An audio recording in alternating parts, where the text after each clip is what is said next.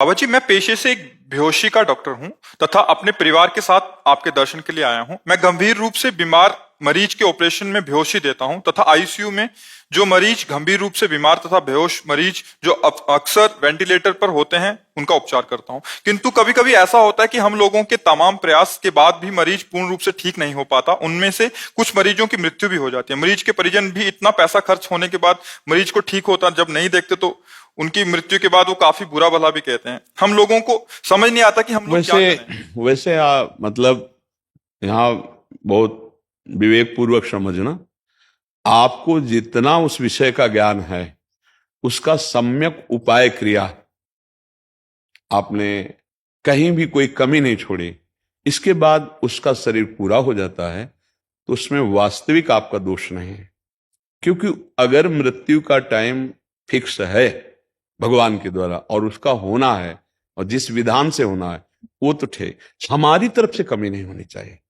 जो हमारा प्रयास है, जितना हमको ज्ञान है, जितना हमारा औषधियों का बल है वो हम कर रहे हैं, इसके बाद वो चला जाता है तो पक्की बात है कि डॉक्टर को भी जाना है। मरीज की तो बात जाने दो, डॉक्टर भी अपने को नहीं बचा पाएगा। जो समय आएगा, जाना है ना, तो जाने का समय तो निश्चित है। प्रमाद युक्त होकर के किसी भी तरह की, जैसे पैसे की कमी उसके पास है तो हम प्रमाद कर दिया कि उसकी औषधि ठीक नहीं हम दे पा रहे या हम उस व्यवस्था नहीं कर पा रहे, ये आपकी तरफ से ना हो। यदि मरीज उपस्थित हो गया है, आपके हाथ पे आ गया है, उसके पास पैसे की भी कमी है, तो चाहे अपने पास से पैसा लगाना पड़े, अब उसके जीवन को बचाने का पूरा प्रयास करते हैं, फिर जीवन नहीं बचता है तो कोई परेशानी नहीं, आपकी आराधना बन गई। आप अपनी सेवा का सम्यक प्रयोग कर रहे हैं। मृत्यु तो एक निश्चित है और वो जिस समय जहां निश्चित है वहीं होती है जाकर के। अगर उसकी मृत्यु निश्चित है तो आपकी कोई भी ताकत वहां काम नहीं करेगी, और उसका अगर बचने का संयोग है तो आपकी दवा काम करेगी और वो बच जाएगा। सब तो नहीं मरते ना, लेकिन जिनका समय है उनको मरना ही है उस समय। अगर वो अस्पताल ना आते तो भी उनको उसी समय मरना है, लेकिन उनको मरना अस्पताल में है इसलिए वो आते। घर वाले क्या मोह के कारण इस बात को नहीं समझ पाते। पर ये हम आपसे प्रार्थना कर रहे हैं कि कुछ ऐसे डॉक्टर भी होते हैं जो प्रमाद स्थितियों का स्वरूप करते हैं। उनकी प्रमाद स्थिति के कारण मरीज को विशेष कष्ट भोगना पड़ता है। वैसे उनको सावधान रहना चाहिए कि वो अपने कर्तव्य का जो त्याग कर रहे हैं वो उनके लिए हानिकारक होगा। आपका प्रथम कर्तव्य है मरीज को भगवान मानकर तत्काल आपका कार्य पूरा होना। आपके हाथ तक पहुंच चुका है, अब आपको सेवा में त्रुटि नहीं करनी चाहिए। ना अर्थ की प्रधानता रख करके, ना किसी के दबाव की प्रधानता रखकर, भगवान की प्रधानता रखकर। तो भगवान जो सुख देते हैं वो अर्थ से नहीं मिलता है, ये भी ध्यान रखना।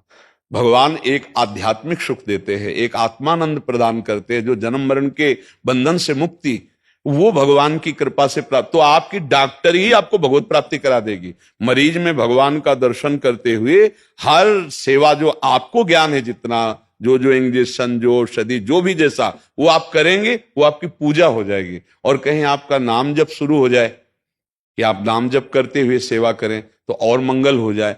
पर घर वाले जो लोग हैं वो जो मोह के कारण, उन पर भी ध्यान नहीं देना चाहिए, क्योंकि वो लोग तो मोह से ग्रसित है ना। उनको तो लगता है कि हमने जो पैसा खर्चा किया उससे बचना ही चाहिए था, पर उनको ये पता नहीं कि यदि मृत्यु आ गई है तो घर में बैठे बैठे भी तो हो सकती है ना मृत्यु। तो इसलिए वो अज्ञान के कारण। पर हम फिर इसमें एक तर्क रख रहे हैं कि डॉक्टर को अपनी तरफ से कमी नहीं रखनी चाहिए, ना पैसे को लेकर के, ना किसी तरह की बात को। वो अपना प्रयास करे। जैसे वो ऑपरेशन थिएटर होता है, अब वहां केवल मरीज गया ना, अब वो पूरा आपके सहारे है। आप उसके उस समय भगवान हैं, आप जो चाहे कर सकते हैं, नहीं कर सकते हैं। आपकी थोड़ी भूल उसकी मृत्यु का कारण बन सकती है, थोड़ी असावधानी उसके कष्ट का कारण बन सकती है। क्योंकि बड़े ऑपरेशन, जरा जरा सी नस नाड़ियों में, तो उस समय प्रमाद स्थिति नहीं, कोई किसी भी तरह की सुख की भावना नहीं, एकदम परोपकार की भावना, मरीज में तन्मय होकर के उसके रोग निवृत्ति का। ये आप नाम जप करते हुए कीजिए तो यही भगवत प्राप्ति करा देगी, यही आपको जीवन मुक्त कर देगी। और डरिएगा नहीं, यदि आप सत्य से चलते तो किसी परिवार के विरोध से आपकी हानि नहीं होनी, क्योंकि वास्तविक आप ईमानदारी से लगे। पर यदि कहीं ऐसी त्रुटि हो जाए प्रमाद स्थिति की, तो परिवार विरोध करे न करे, वो कर्म आपको आपका विरोध करेगा, वो आपको आगे चलकर नुकसान पहुंचा देगा। ऐसी जगह जहां अपराध नहीं किया वहां दंड दिला देगा आपको। कर्म बड़ा बलवान होता है। तो आप हमारी बात को समझ रहे हैं? हाँ, आप अपने ज्ञान का पूरा प्रयोग कीजिए, मरीज को भगवान समझकर। अगर अर्थ की अव्यवस्था भी है तो आप अपने पास से लगा दे। ऐसा करेंगे तो भगवान आपकी व्यवस्था कर देंगे। कई ऐसे गरीब जन होते हैं जिनकी फिर वो जैसे अस्पतालों में था कि फिर ऐसा, तो हमें लगता है कि जो धार्मिक हैं, जो सत्संग सुनते हैं, तो उनके पास अगर ऐसी भावना रूपी धन है कि ठीक है, हम अर्थ तो नहीं इतना लगा सकते लेकिन हम फ्री कर सकते हैं, दवाइयों की व्यवस्था हम भी थोड़ा आपको कर देते हैं, थोड़ा आप कर लीजिए और हमारी फीस माफ, जैसे कोई गरीब है, तो ये आपकी भगवत प्राप्ति का काम कर, ये आपके परम मंगल का कार्य बन जाएगा। प्रायः ऐसा कम हो रहा है। तो हमें लगता है कि अगर इस तरह की सावधानियां रखी जाए तो हर कार्य हमारे भगवान की पूजा है।